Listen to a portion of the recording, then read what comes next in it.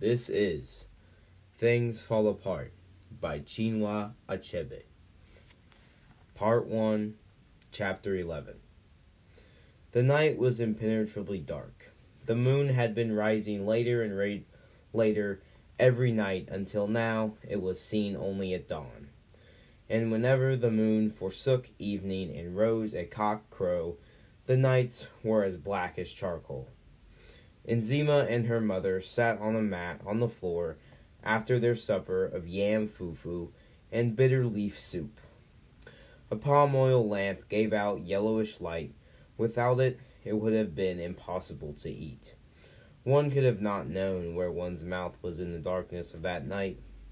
There was an oil lamp in all 4 huts on the Conquo's compound, and each hut, seen from the others, looked like a soft eye of yellow half-light set in the solid massiveness of night. The world was silent except for the shrill cry of insects, which was a part of the night, and the sound of wooden mortar and pestle as Inwakiki pounded her fufu. Inwakiki lived 4 compounds away, and she was notorious for her late cooking. Every woman in the neighborhood knew the sound of Inwakiki's mortar and pestle. It was also part of the night. Okonko had eaten from his wife's dishes and was reclining back with his back against the wall. He searched his bag and brought out the snuff bottle. He turned it on to his left palm, but nothing came out. He hit the bottle against his knee to shake up the tobacco. That was always the trouble with Okiki's snuff. It very quickly went damp, and there was too much salt pepper in it. Okonko had not bought snuff from him for a long time. Adigo was the man who knew how to grind good snuff, but he had recently fallen ill. Low voices, broken now and again by singing, reached Okonko from his wives' huts as each woman and her children told folk stories. Ekwifi and her daughter Nzima sat on a mat on the floor. It was Ekwifi's turn to tell a story. Once upon a time, she began, all the birds were invited to a feast in the sky. They were very happy and began to prepare themselves for the great day. They painted their bodies with red camwood and drew beautiful patterns on them with uli. Tortoise saw all these preparations and soon discovered what it all meant. Nothing that happened in the world of the animals ever escaped his notice. He was full of cunning. As soon as he had the great feast in the sky, his throat began to itch at the very thought. There was a famine in those days, and Tortoise had not eaten a good meal for 2 moons. His body rattled like a piece of dry stick in his empty shell. So he began to plan how he would go to the sky. But he had no wings, said Nzima. Be patient, replied her mother. That is the story. Tortoise had no wings, but he went to the birds and asked to be allowed to go with them. We know you too well, said the birds when they had heard him. You are full of cunning, and you are ungrateful. If you are allowed to come with us, you will soon begin your mischief. You do not know me, the tortoise said. I am a changed man. I have learned that a man who makes trouble for others is also making it for himself. Tortoise had a sweet tongue, and within a short time all the birds agreed that he was a changed man, and they each gave him a feather, with which he made 2 wings. At last the great day came, and the tortoise was the first to arrive at the meeting place. When all the birds had gathered together, they set off in a body. Tortoise was very happy and voluble as he flew among the birds, and he was soon chosen as a great man to speak for the party, because he was a great orator. There is an important thing which we must not forget, he said as they flew on their way. When people are invited to a great feast like this, they will take new names for the occasion. Our host in the sky will expect us to honor this age-old custom. None of the birds had heard of this custom, but they knew that the tortoise, in spite of his failings in other directions, was a widely traveled man who knew the customs of different peoples. And so they each took a new name. When they had all taken, Tortoise also took one. He was to be called All of You. At last the party arrived in the sky, and their hosts were very happy to see them. Tortoise stood up in his many-colored plumage and thanked them for their invitation. His speech was so eloquent that the birds were glad they had brought him, and nodded their heads in approval of all he said. Their host took him as the king of the birds, especially as he looked somewhat different than the others. After cola nuts had been presented and eaten, the people of the sky set before their guest and the most delectable dishes Tortoise had ever seen or dreamed of. The soup was brought out hot from the fire, and in the very pot which it had been cooked, it was full of meat and fish. Tortoise began to sniff aloud. There was pounded yam and also yam pottage cooked with palm oil and fresh fish. There were also pots of palm wine. When everything had been set before the guests, one of the people of the sky came forward and tasted a little from each pot, then invited the birds to eat. But Tortoise jumped to his feet and asked, "For whom have you prepared this feast?" "For all of you," replied the man. Tortoise returned to the birds and said, "You remember that my name is All of You. The custom here is to serve the spokesman first, and the others later. They will serve you when I have eaten." He began to eat, and the birds grumbled angrily. The people of the sky thought it must be their custom to leave all the food for the king, and so Tortoise ate the best part of the food and drank 2 pots of palm wine, so that he was full of food and drink, and his body filled out within his shell.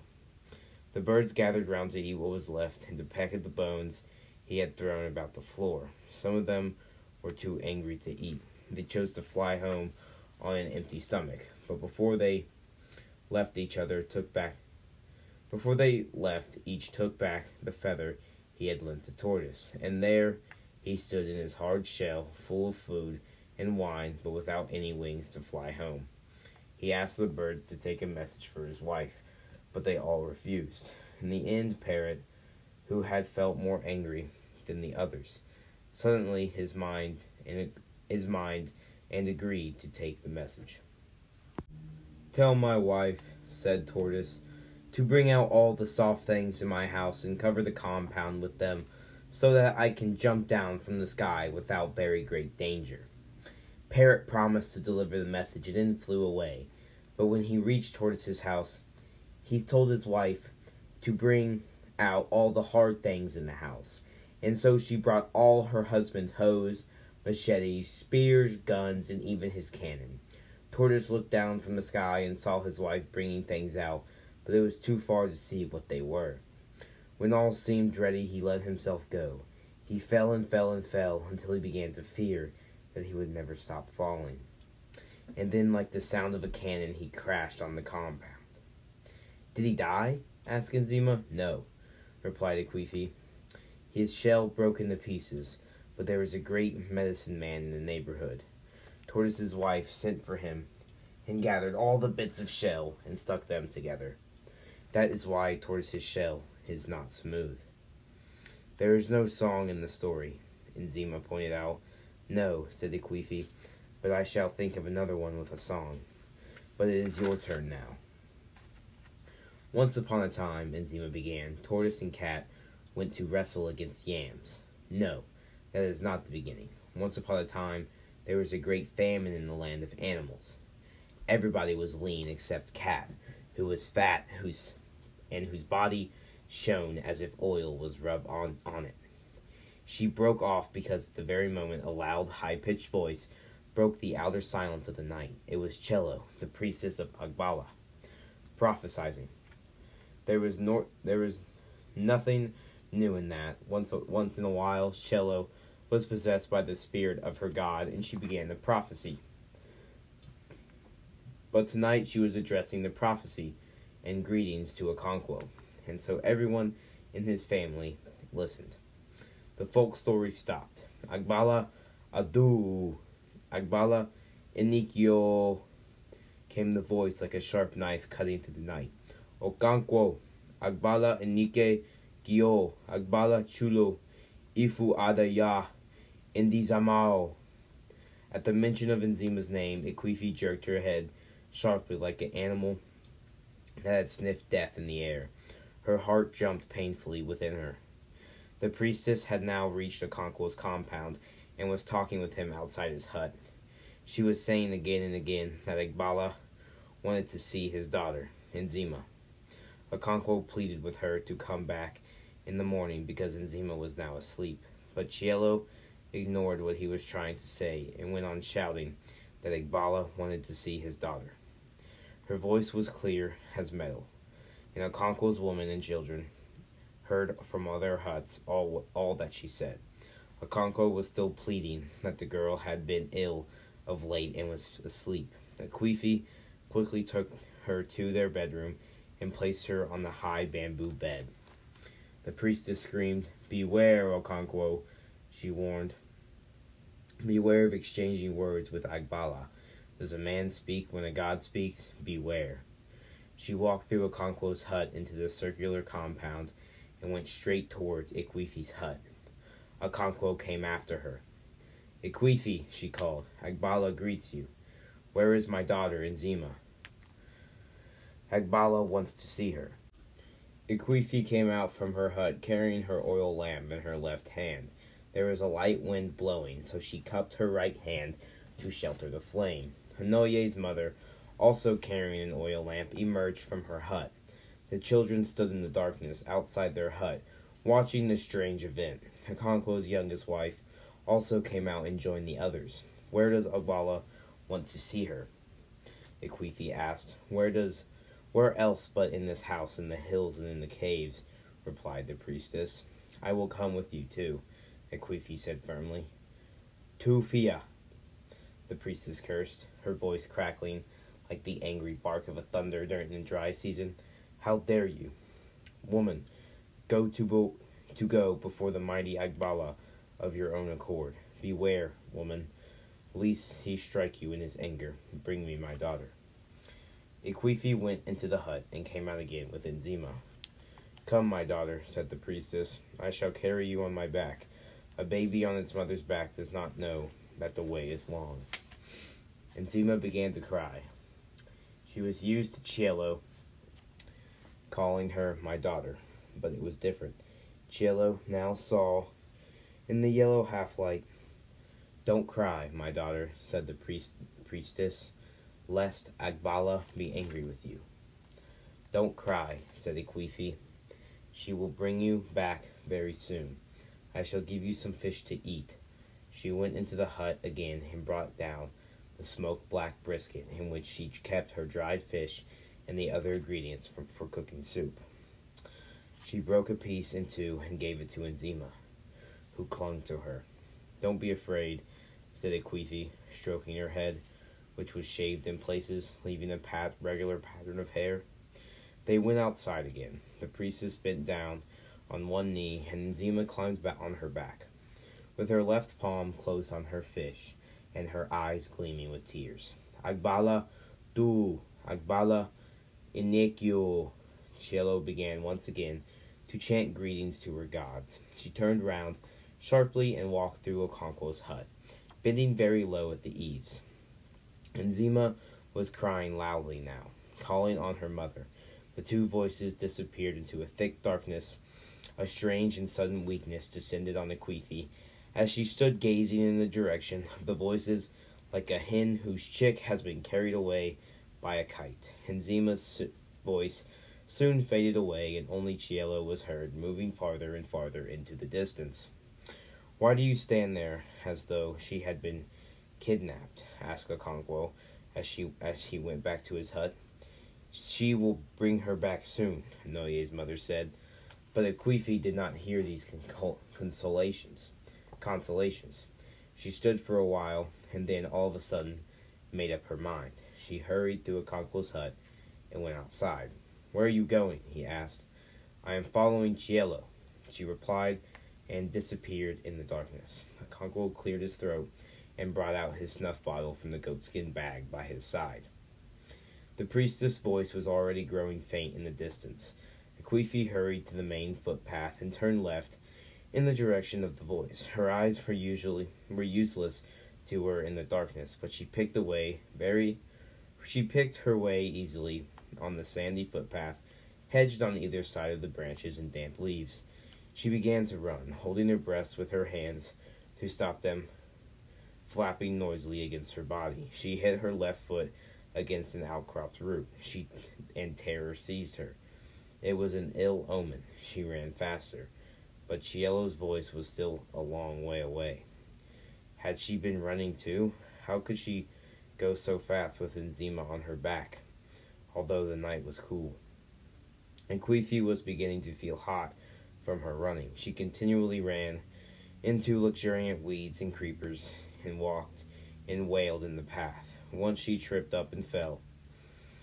Only then did she realize, with a start, that Cielo had stopped her chanting. Her heart beat violently and she stood still. When Cielo's renewed outburst came from only a few paces ahead, but Akwifi could not see her. She shut her eyes for a while and opened them up again in an effort to see, but it was useless.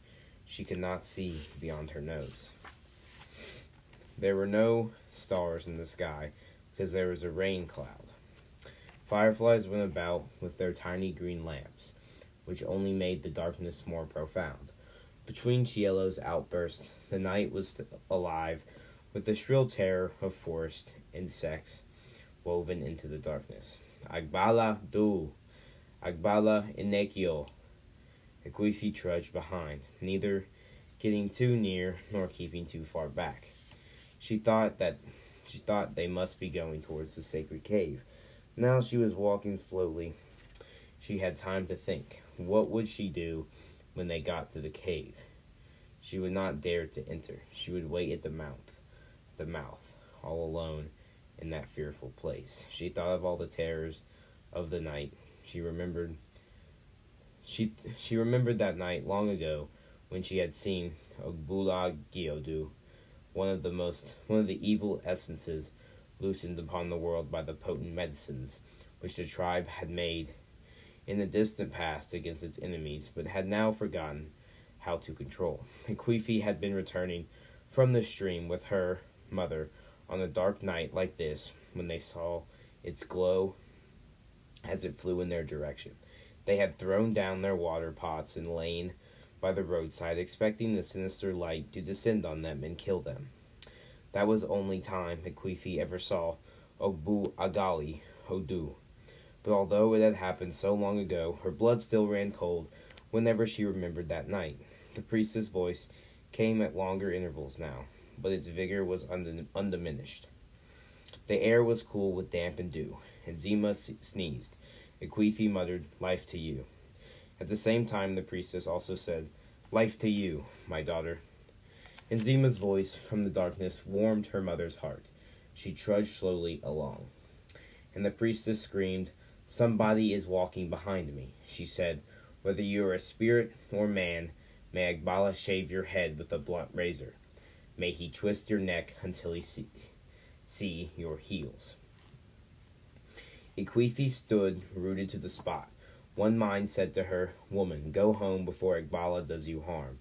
But she could not. She stood until Cielo had increased the distance between them, and she began to follow again. She had already walked so long that she began to feel slight numbness in the limbs and the head. Then it occurred to her that they could have been heading for the cave, but must have passed it long ago. They must have been going towards Umanachi, the farthest village in the clan. Cielo's voice now came after long intervals. It seemed to Akwifi that the night had become a little lighter. The cloud had lifted, a few stars were out. The moon must be preparing to rise, its sullenness over. When the moon rose late in the night, people said it was refusing food, as a son husband refuses his wife's food when they have quarreled. Agbala du Umanachi, Agbala inike uno. It was as Akwifi had thought. The priestess was now saluting the village of Umanachi. It was unbelievable. the distance they had covered. As they emerged into the open village from the narrow forest track, the darkness was softened, and it became possible to see the vague shape of trees. Ekwefi screwed her eyes up in an effort to see her daughter and the priestess, but whenever she thought she saw the shape, it immediately dissolved them like a melting lump of darkness. She walked numbly along. Cielo's voice was now rising continuously, as when she first set out. Ekwefi had a feeling of spacious openness, and she guessed they must be on the village Ilo, or playground. She realized, too, with something like a jerk, that Cielo was no longer moving forward. She was, in fact, returning. Ekwefi quickly moved away from her line of retreat. Cielo passed by, and they began to go back the way they had come. It was long ago and weavery journey, and Ekwefi felt like a sleepwalker most of the way. The moon was definitely rising, and although it had not appeared on the sky, its light had already melted down the darkness. Ekwefi could now discern the figure of the priestess and her burden. She slowed down her pace so as to increase the distance between them. She was afraid of what might happen if Cielo suddenly turned around and saw her. She had prayed for the moon to rise, but now she found that the half-light of the intermittent moon was more terrifying than the darkness. The world was now peopled with vague, fantastic figures that dissolved under her steady gaze and then formed again in new shapes. At one stage, Ekwefi was so afraid that she nearly called out to Cielo for companionship and human sympathy. What she had seen was the shape of a man climbing a palm tree, his head pointing to the earth and his legs skyward. But at that very moment, Cielo's voice rose again in her possessed chanting, and Ekwefi recoiled, because there was no humanity there. It was not the same Cielo who had sat with her in the market and sometimes bought bean cakes for Nzima, whom she called her daughter. It was a different woman, the priestess of Agbala, the oracle of the hills and caves. Ekwefi trudged along between two fears. The sound of her benumbed steps seemed to come from some other person walking behind her. Her arms were folded across her bare breasts.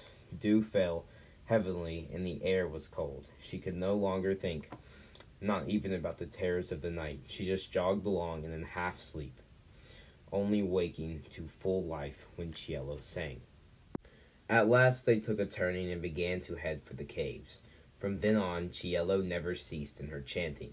She greeted her God in a multitude of names: the owner of the future, the messenger of earth, the God who cut a man down when his life was sweetest to him. Ekwefi was also awakened, and her benumbed fears revived. The moon was now up, and she could see Cielo and Nzima clearly. How a woman could carry a child of that size so easily and for so long was a miracle, but Ekwefi was not thinking about that. Cielo was not a woman that night. Agbala du, Agbala inikeo, chi, negbu, madu, humbosi, nudu, ya, nato, ya, uto, dalio, o. Ekwefi could already see the hills looming in the moonlight. They formed a circular ring with a break at one point, although which the foot track led to the center of the circle. As soon as the priestess stepped into this ring of hills, her voice was not only doubled in strength, but thrown back on all sides. It was indeed the shrine of a great god. Ekwefi picked her way carefully and quietly. She was already beginning to doubt the wisdom of her coming. Nothing would happen to Nzima, she thought, and if anything happened to her, how could she stop it? She would not dare to enter the underground caves. Her coming was quite useless, she thought. As these things went through her mind, she did not realize how close they were to the cave mouth. And so, when the priestess with Nzima on her back disappeared through a hole hardly big enough to pass a hen, Ekwefi broke into a run, as though to stop them. As she stood, gazing at the circular darkness which she had swallowed them, tears gushed from her eyes, and she swore within her that if she heard Nzima cry, she would rush into the cave to defend her against all gods in the world. She would die with her. After having sworn that oath, she sat down on a stony ledge and waited. Her fear had vanished. She could hear the priestess' voice, all its mental taken out of it by the vast emptiness of the cave. She buried her face in her lap and waited. She did not know how long she waited. It must have been a very long time. Her back was turned on the footpath that led out of the hills. She must have heard a noise behind her and turned around sharply. A man stood there with a machete in his hand. Akwefi uttered a scream and sprang to her feet. "Don't be foolish," said Okonkwo's voice. "I thought you were going into the shrine with Chielo," he mocked. Akwefi did not answer. Tears of gratitude filled her eyes. She knew her daughter was safe. "Go home and sleep," said Okonkwo. "I shall wait here. I shall wait too. It is almost dawn. The first cock has crowed." As they stood there together, Akwefi's mind went back to the days when they were young. She had married Enebi because Okonkwo was too poor then to marry. 2 years after her marriage to Eneyi, she could bear it no longer, and she ran away to Okonkwo. It had been early in the morning. The moon was shining. She was going to scream to fetch water. She was going to the stream to fetch water. Okonkwo's house was on the way to the stream. She went in and knocked at his door, and he came out. Even in those days, he was not a man of many words. He just carried her into his bed, and in the darkness began to feel around her waist for the loose end of her cloth.